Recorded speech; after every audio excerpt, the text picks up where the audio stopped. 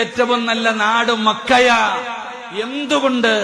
അവിടെയാണ് ആദരവായ പ്രവാചകൻ നബി മുഹമ്മദ് മുസ്തഫ സല്ലല്ലാഹു അലൈഹി വസല്ലമ തങ്ങൾ ജനിച്ചത് മക്കയിലാ. പെങ്ങള് നബിതങ്ങൾ ജനിച്ചത് മക്കയിലാണ്.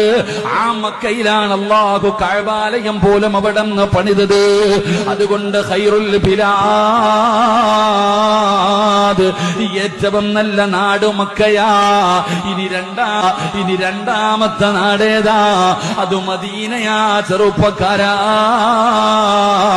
എന്തുകൊണ്ടെന്നറിയോ?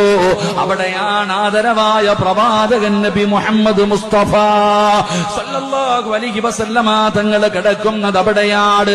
ആ മദീനയിലാണ് നബി തങ്ങൾ കിടക്കുന്നത്. ലോകത്തിലെ ഏറ്റവും വലിയ രണ്ടാമത്തെ നാട് മദീനയാ. മൂന്നാണ് ബൈത്തുൽ മുഖദ്ദസ്. എന്റെ പ്രിയപ്പെട്ടവരെ, അപ്പ നബി തങ്ങൾ മക്കയിൽ ജനിച്ചപ്പോ മക്ക നല്ല നാടായി. നബി തങ്ങളുടെ റൗള മദീനയിലാണ്. അതുകൊണ്ട് ലോകത്തെ ഏറ്റവും നല്ല രണ്ടാമത്തെ നാട് മദീനയായി.